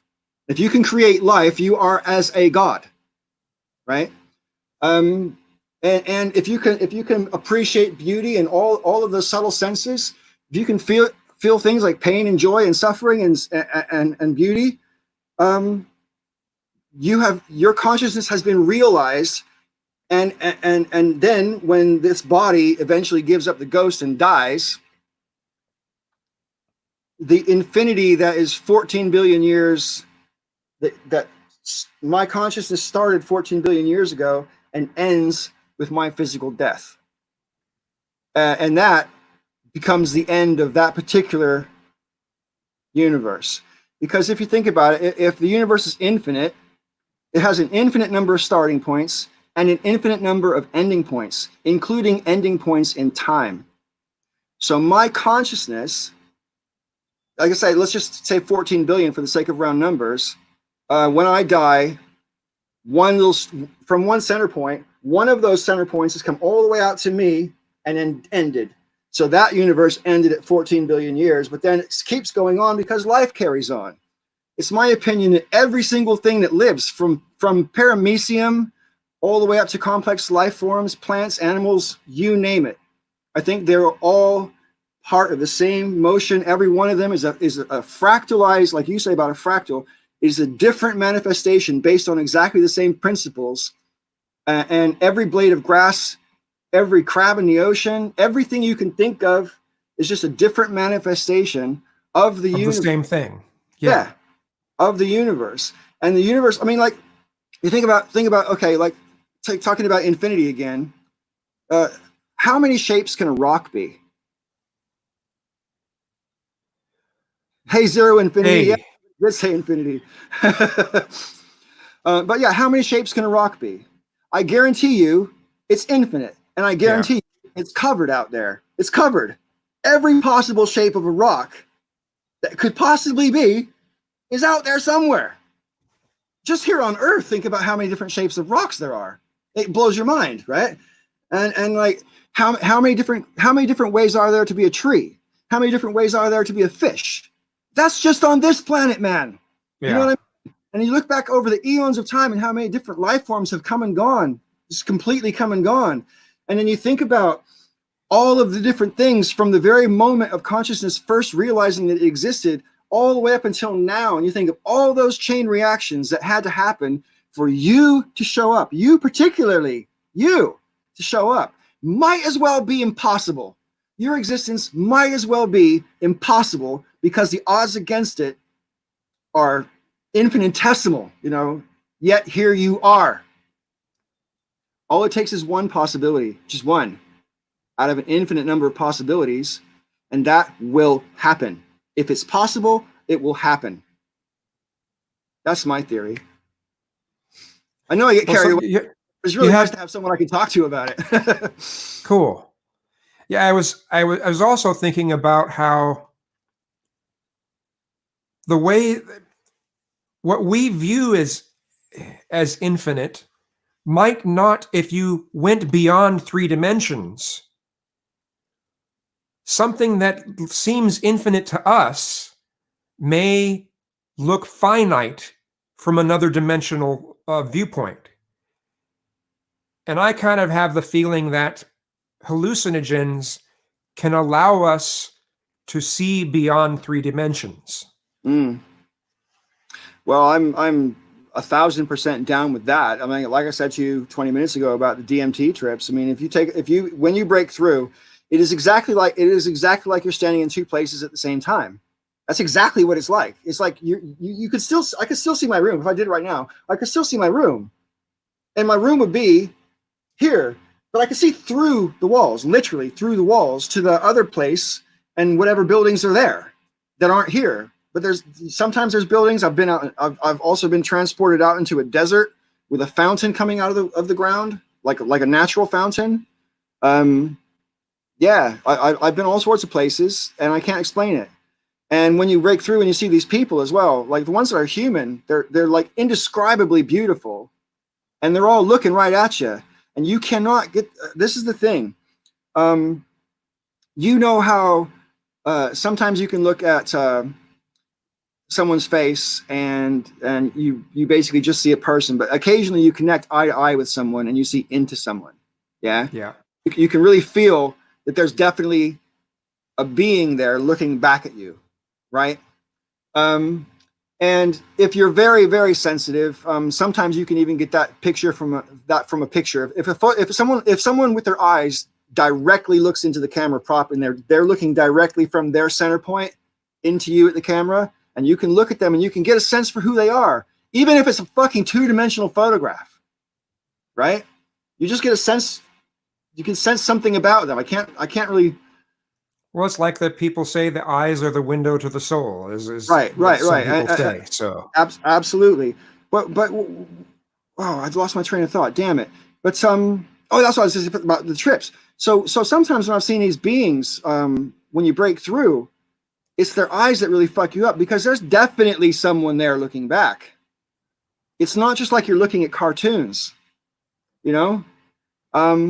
There's definitely someone. And I remember one time there was this guy, it was this big psychedelic geometric matrix of turning and twisting, shining lights, and it was all beautiful. And this man just appeared in the matrix, and he was swimming at me like Aquaman, sort of face first, and he came right up to me, and there was fucking someone there. I could see his eyes. There was someone there. So it's like, to me, that it goes a little bit past what I normally associate with hallucinations and seeing, because yeah, with LSD or with mushrooms, yeah, I've seen other dimensions for sure. It's like there's something just on the other side of this, and the veil between the two places becomes a bit more translucent, and you can sort of see through it. Whereas with DMT, there ain't no veil. You go somewhere, or more precisely, you bring somewhere else here. I think it's already here. I think you. Well, I kind of wonder whether I experienced breaking through to the other side when I was 12, when I had that out of body experience. Right. I really, as we've been talking about this, I've been thinking in the background, yeah, I think I might have broken through when I was 12. And that's why it was such a life-changing. I mean, that changed my life completely. And that's when I started questioning the organized religion I was brought up with. It's when I was so disconnected from the world before then. I've always been kind of a disconnected person to some degree. Had a hard time communicating with people. But everything changed after that incident when I was 12. Everything changed for me. Mm. Well, it sounds like as anything that opens up your mind, in my opinion, is always a good experience. You know? Yeah. Yeah. But no. And hey, Zero Infinity. Yes, I'm doing good. I think Got That Funk's doing good. We're just chatting away and having a good on time. A roll. So.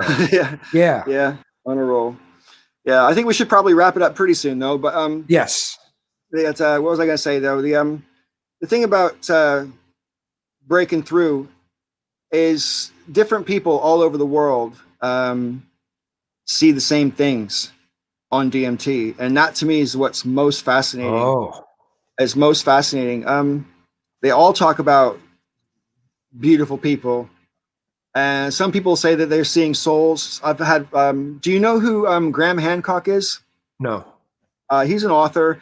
He's done some sort of pseudo scientific archaeological books, and some that are I think more credible than others. It was him, for example. He was the first person to say that the Sphinx is actually 12,000 years old and not 4,000 years old, like Egyptologist says, because the Sphinx has signs of water erosion on it. But the Sphinx was buried in sand for over 1,000 years, for one thing. And even before that, there wasn't enough rainfall in Egypt 4,000 years ago, since between 4,000 years ago and now, to make that water erosion happen on the Sphinx, because Egypt is a really arid country. And like I say, for more than 1,000 years, the Sphinx was buried up to its neck anyway in sand. So, yeah, I find his theories about the Sphinx very interesting, because if that Sphinx is 12,000 years old, that means it was sitting there for what, 8,000 years before the pyramids were made?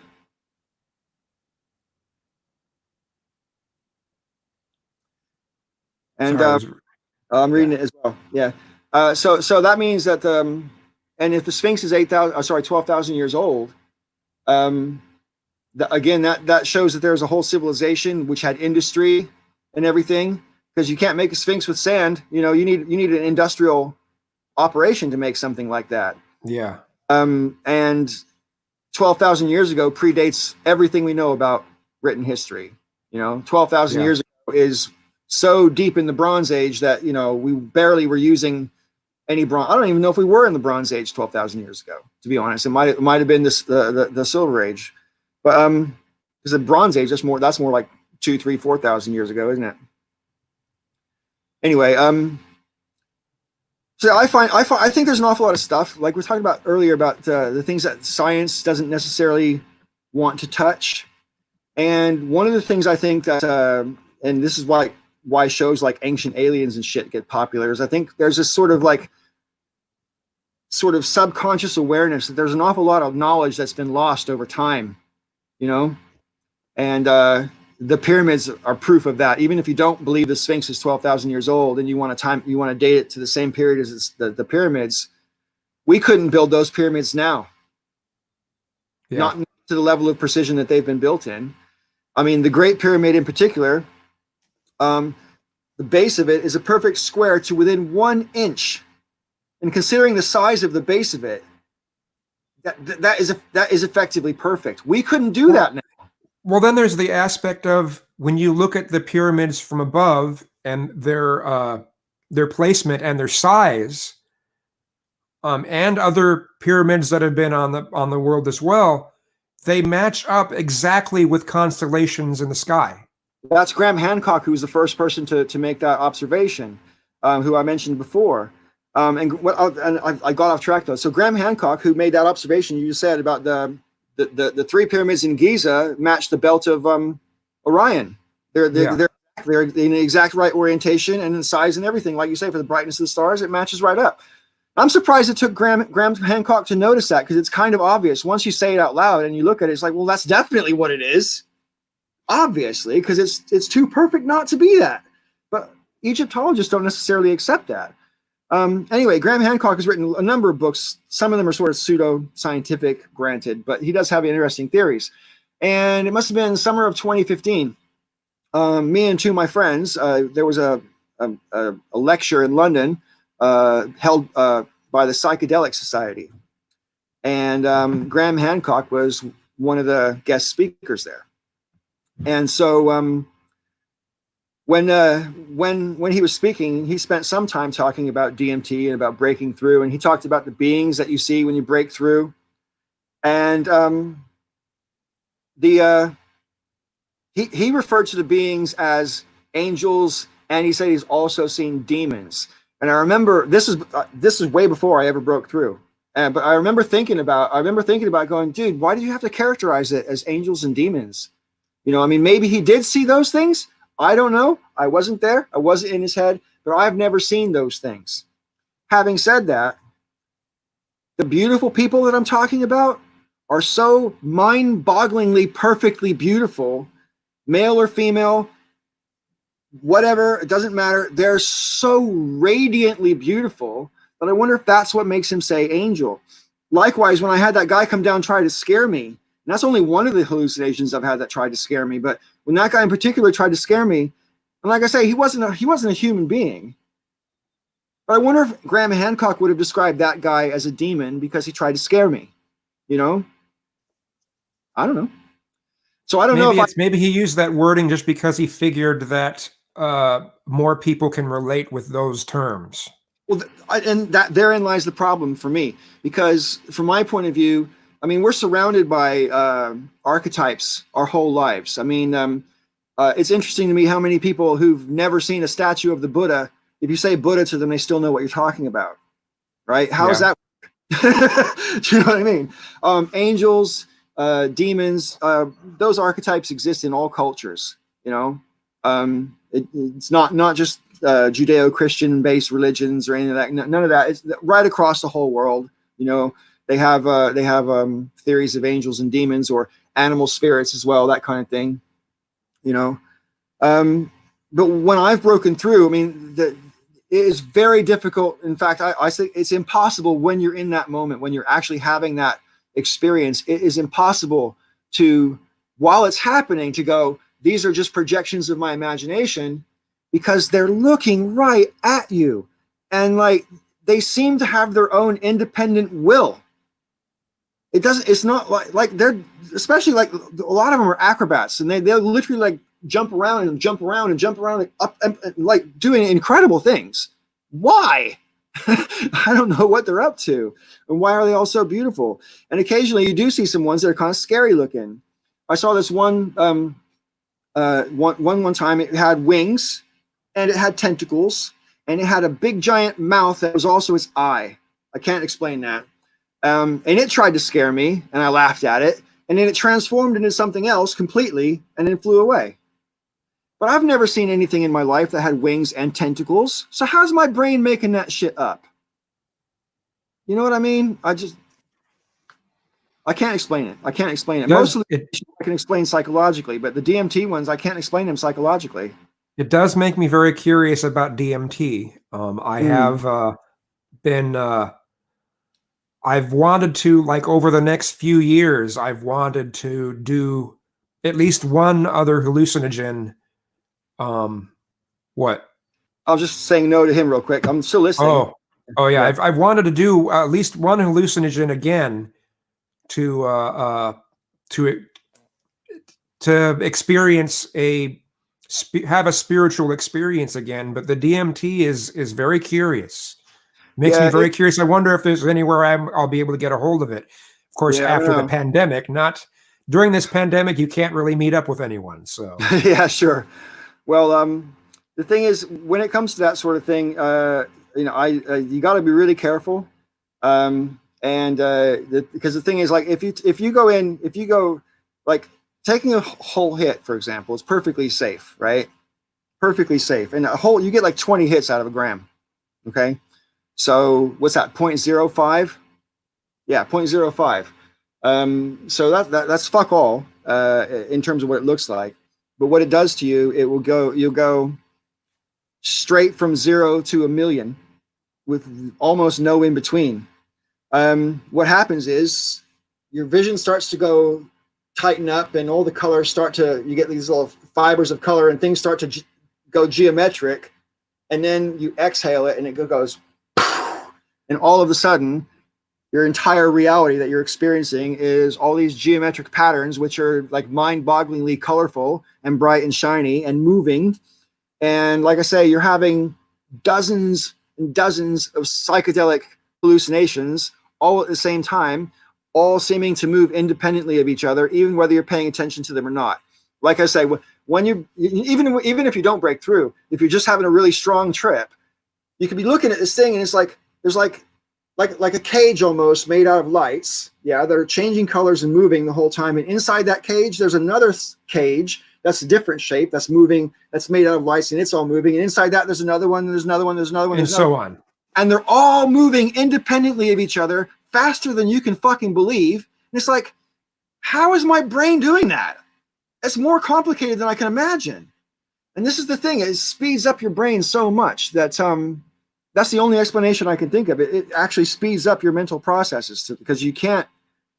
It moves fast. It all happens so fast, and so like if you take a whole hit, my recommendation would to take half a hit first and then take a whole hit like 5 minutes later. You know, because then you're going to have the second one, you might even break through. But if you take a whole hit first, it might blow your mind. You know what I mean? And I don't mean that in a bad way, but I mean, it's so overwhelmingly beautiful that it takes a while to come to terms with it, man. It's just, you've just never experienced beauty on that fucking level before. Can you say And about 4 hours? no, DMT is another 15-minute one. That's a 50. Oh, okay. Yeah, DMT's one. If you take like one hit, which is 0.05, you take one hit, you're probably going to trip balls for about 4 minutes or 5 minutes, and then you're going to be tripping pretty hard, but like not like, perfectly manageably so for another 4 or 5 minutes. If you get more than 10 minutes out of a hit of DMT, you've had a pretty good hit of DMT. Okay. Yeah. And it is possible. I have learned. I haven't done any for quite a while now, but I have learned how, because I can feel where it's working in my brain, and I've learned how when the hit starts to fade away, I can actually reach out. Sounds like Star Wars. Stretch out with your feelings, Luke. But no, you can't. You can sort of stretch out with your feelings and sort of bring the psychedelic back for a minute or so, but eventually it will wear off. And DMT is also kind of cool because you don't have to worry about drug tests. There's no test that exists to test for DMT at all. And even if there was such a test, the only way for you to test positive would be if they tested you while you took it. Because the whole reason it only lasts for 15 minutes is because your body metabolizes the entire atom. So there's literally not a trace of it left in your bloodstream, which is why if you do, this is true for salvia and DMT. You could take a hit of salvia or DMT. Salvia is probably easier to acquire. But you could take a hit of salvia or DMT. You're only going to trip for like 10, maybe 15 minutes if you're very lucky. And in 15 minutes after that, you're sober enough to see a judge or your mother or go to work or drive a car. It wouldn't matter. You're absolutely 1,000% completely sober. And you feel like $1,000,000 because your soul's just been rinsed with all its beauty. It's amazing. Yeah. Right on. Yeah. It's the only drug I've ever taken that makes you feel better afterwards. Most drugs have some kind of downside in terms of like a hangover or some sort of after effect of some kind, even if it's just being burnt out. You know what I mean? DMT, honestly, it's like giving your soul a shower in the most beautiful lights and colors, and it's just beautiful. Nice. Yeah. Anyway, I think we should wrap this up. We're coming up on 2 hours. Is there anything you wanted to add that we didn't touch on about infinity or any of that kind of thing? Not really. I mainly wanted to, and I already said it, that what we perceive as infinity, if you went beyond 3 dimensions, if you were able to perceive things beyond 3 dimensions, infinity can seem like a singular thing that you can almost touch, that you can view as a static thing. And I guess that's all I want to say. So you sort of felt like when you had that experience, you sort of felt like your brain sort of momentarily encompassed infinity. Would you describe it like that?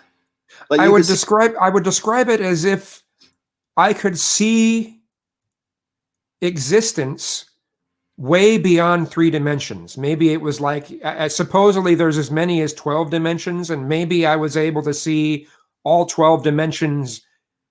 And that's why life as we know it looked like something that you could reach out and touch. Yeah, I can dig that. Last year when I went to Lanzarote, me and my friend Jen, who I went with, we took a microdot, and we're down on the harbor, and it just got dark, and I was looking up at the starry sky, which is beautiful when you're sober, right? I mean, there's almost nothing I like more than looking at the stars at night when you got a nice clear night. But I saw for the first time in my life, I saw the tunnel in the sky, and I've seen it since then as well, and it makes me wonder about like the near-death experience that people talk about, because it's very much like there's, like I say, this reality is a bubble to me, and this is partly I should have gone into my bubble tattoo because that would have helped me explain things earlier as well. But this tattoo to me, this is my whole philosophy in a tattoo, and maybe I'll get on to that in another conversation with you, either privately or otherwise. But I mean, to me, the whole universe is just a series of bubbles overlapping. It's a whole bunch of overlapping bubbles, and this earth, this reality, this place that we are, is at the bottom of a big long sort of drip. This is our reality. This is our earthly reality, sort of thing. And there's a tunnel that goes back to the beginning of time. It's right up there in the sky, and it goes back. If you go into that tunnel, it goes all the way back to the beginning of time. And I can't describe how I know that. I suppose, therefore, I don't know it. But I feel like I know it. You know what I mean? To me, it feels exactly the same as knowledge. That's how certain I am. And that's a mistake on my part, because you shouldn't stake certainty on something that you can't prove. You know what I mean? But I have. Sometimes it's hard when you've seen something. It's sometimes very difficult to not view it that way. Yeah. Hi, Curious. I just mentioning Carlos Castaneda there. I've never read any of his books, so I don't know what that has to do with it. I mean, maybe I've just said something that sounds like Carlos Castaneda. I don't know. But have you read any of that stuff, Kizzume? No. No? I've never heard of that person. Yeah. No, he's like a new age sort of writer from like the 80s, I think. He wrote a lot of books, sort of new age sort of spirituality. And I was one of those guys, back in the late 80s and early 90s. I definitely was taking a great big bite out of the new age pie. Like I say, when I got disillusioned with Christianity and started learning about other religions and about astrology and dowsing and I Ching and all sorts of other stuff, just because I was really curious, and it seemed to me that there was an awful lot of answers that weren't being offered by either dogmatic Christianity or by science, because I think science offers an awful lot of important answers and a lot of important insight, but there's so much. I mean, we already know that there's things that are real that we can't perceive with our senses, like X-rays, gamma rays, ultraviolet, infrared. They're just past our senses, but we know they're there, because we've created instruments to be able to detect those things, right? And this goes back to what I was saying earlier about the senses that we don't have. I mean, let's take it about the psychedelics that you say. I think there's a part of our brain that does have the sense to detect beyond this particular vibration that we're riding, because we're riding one vibration out of an infinite number of vibrations, right? And so I sometimes wonder if we're at an evolutionary stage, whereas if we actually had the evolutionary need to develop that sense, it could happen over enough time, but you'd have to have a need for it. Yeah. Or I suppose you could just like have generation after generation after generation take psychedelics until finally it just became normal for you to be able to see that shit. Yeah, I'm really happy that there are places where psychedelics are being legalized. Yeah, I think they're about to legalize mushrooms in Colorado. Yes. Maybe they already have. I don't know. But I mean, mushrooms are particularly silly to be illegal because they grow all over the place. You know what I mean? I mean, you can't control the growth of mushrooms. In this country, it's illegal to sell mushrooms, but it's not illegal to sell the spores. It's illegal to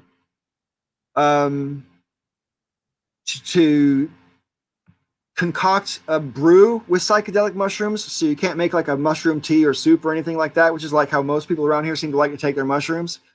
But you can have them raw, but you're not allowed to, that won't get you in trouble. But if you make a brew out of it, then you get, for some reason, that's illegal. Huh. I don't really get Weird. it. Yeah. It probably comes from a time when they believed in witchcraft and shit. You know what I mean? Hard to say. Yeah. Anyway, listen, man, I've really enjoyed our conversation, and yeah, it's been cool.